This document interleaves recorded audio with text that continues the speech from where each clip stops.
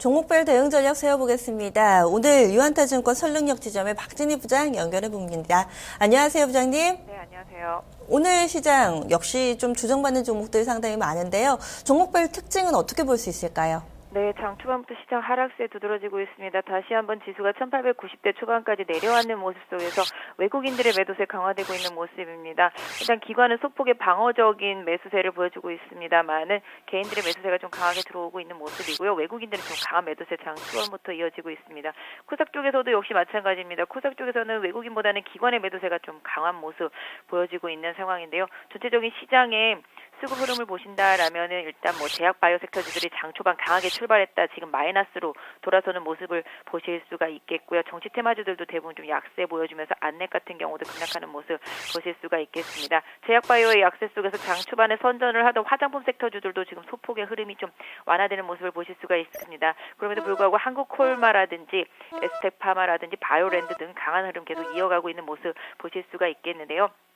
전체적으로 그나마 좀 코스닥 쪽에서 견조한 흐름을 보이고 있는 섹터가 화장품 섹터라고 보시면 좋을 것 같습니다.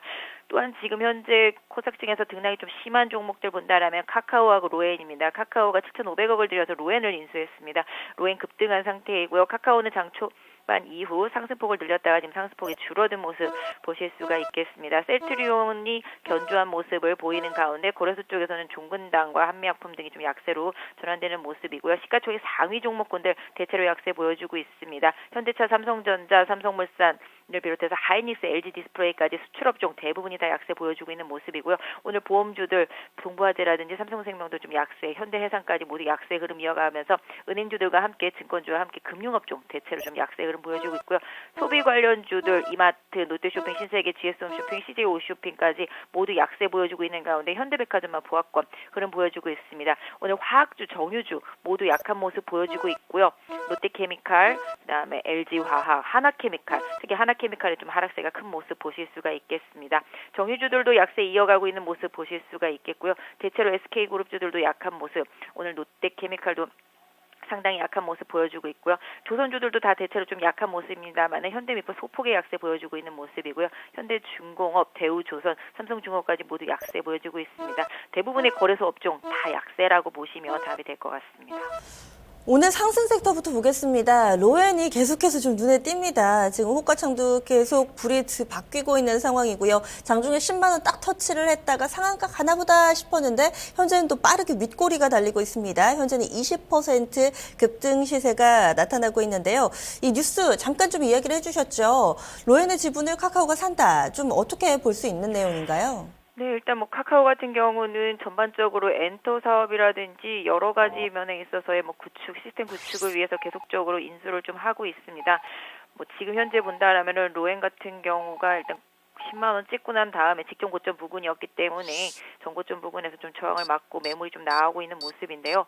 기본적으로 카카오가 이제 로엔을 가져감에 따라서 둘이 이제 협업할 수 있는 부분들이 좀 많이 커지고 있습니다. 그래서 카카오가 점점 좀 새를 불려 나가면서 엔터 쪽에서도 좀 거대한 흐름을 만들어 나가는 그런 주도적인 역할을 해주고 있는데요.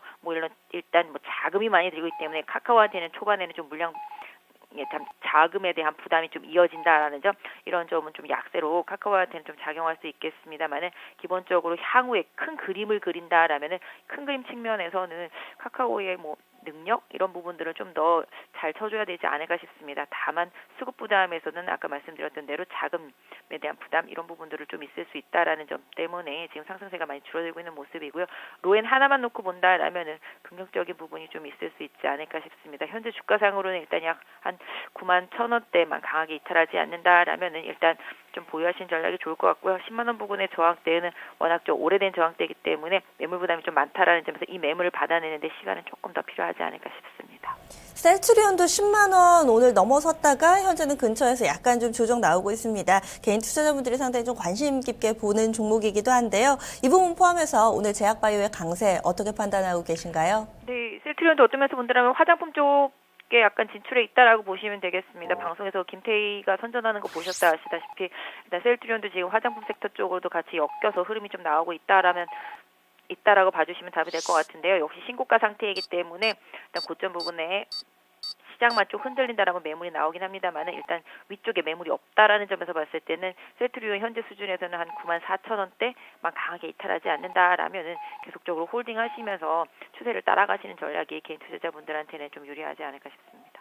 그럼 화장품 쪽도 비슷하게 보시는 거죠? 화장품은 일단은 계속 우리나라 수출주 중에서 가장 좋은 섹터라고 보시면 되겠습니다.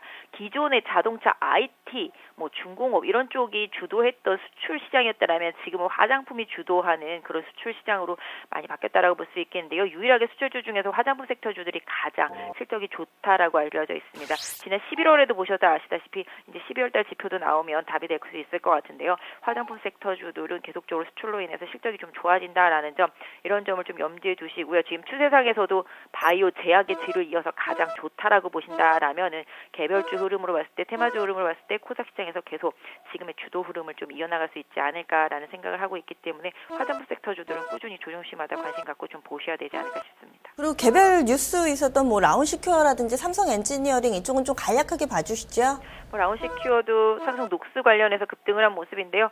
개인적으로 좀 단기적으로 좀 급등 부담이 좀 있는 것 같습니다. 금요일 날 또 상한가 가고 오늘도 좀 급등한 상태라서 일단은 추격 매수보다는 직전 고점 부근이 4,700원 부근에 매물이 있기 때문에 이 매물대 가장 강력하게 통과되지 못한다라면은 일단 단기적으로 보유하신 분들이라면은 뭐 트레이딩에서 뭐 비중을 좀 조절하셔서 이익 실현해 보시고 다시 돌파되는 거 확인하시는 전략이 좀 좋지 않을까 싶고요. 삼성 엔지니어링 같은 경우도 지금 현재 추세라면은 일단 흐름은 나쁘지 않습니다. 현재 보유하신 분들이라면은 12,500원 강하게 이탈하지 않는다라면은 일단 좀 보유하시면서 추가적인 반등 여부 좀 더 지켜보시는 게 전략적으로 좀 낫지 않을까 싶습니다. 네. 이번엔 하락으로 넘어가겠습니다. 오늘 대형주들 전반적으로 좀 부진하고요. 그리고 또 지난 9일이었죠. 라스베가스에서 CES 마무리도 했었는데 역시나 이 CES 모멘텀은 완성품 업체들, 대형주들보다는 소형주 쪽으로 쏠렸던 것 같습니다. 오늘 뭐 삼성전자나 하이닉스, LG 디스플레이 전반적으로 부진한데요. 어떻게 보세요?